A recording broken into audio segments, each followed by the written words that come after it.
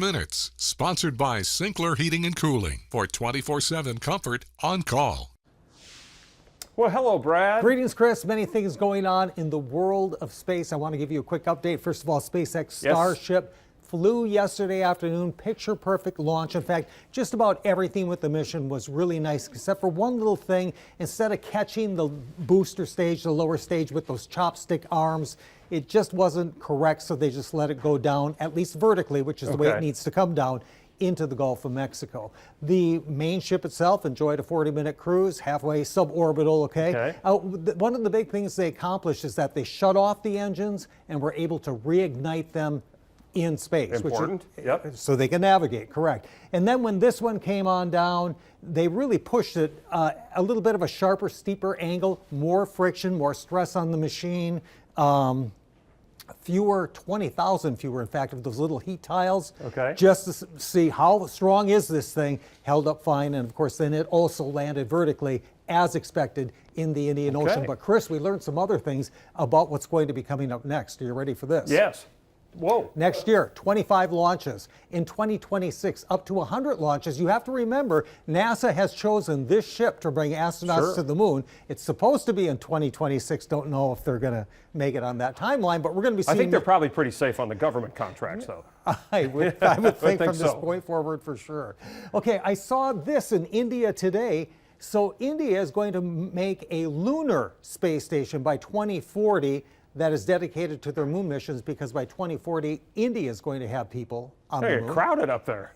It's a big space race. There's no denying that. I saw this. Does this look quasi-familiar? It kind of looks like a shuttle on steroids. A little bit, yeah. It certainly does have a familiar look to it. This was revealed lately at an air show in China. It's China's future uncrewed space shuttle. It'll be fully autonomous, reusable, can carry nearly 2 tons of cargo up and down, and will be used to ferry supplies and experiments back and forth to their space station. And in fact, I saw that their space station, when they're done with it, will have 8 modules. It's going to be a monster. They're wasting no time. They're wasting no time.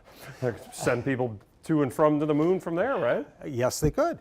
Okay, so now there's this, a UAP. Do you know what UAP is? Well, I do, because I know what you're talking about. UAP is unidentified anomalous phenomena. We used to call them UFOs, but now I guess we call them UAPs. And part of the reason is they've kind of expanded the realm of what might fall under that category. It includes unidentified objects or activities in the sky or in water or in space, or those that appear to travel between these realms. Okay, so that kind of tells you what the possibilities are. But the reason I'm bringing this up is within the past 2 weeks, there have been 2 meetings with Congress. The most recent one was yesterday with the director of the Pentagon's All-Domain Anomaly Resolution Office. They try to find what is this, solution, AARO. That's a mouthful of marbles. Okay, so he testified before the Senate subcommittee yesterday, and here's what he said, quote, "It is important to underscore that to date, AARO has not discovered any verifiable evidence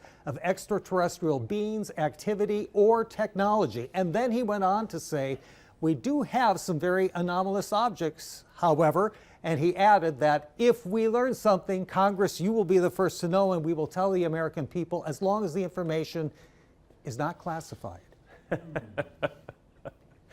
There is a large portion of people out there who are just not going to believe him at all, regardless. All right, Brad, thanks so much. We'll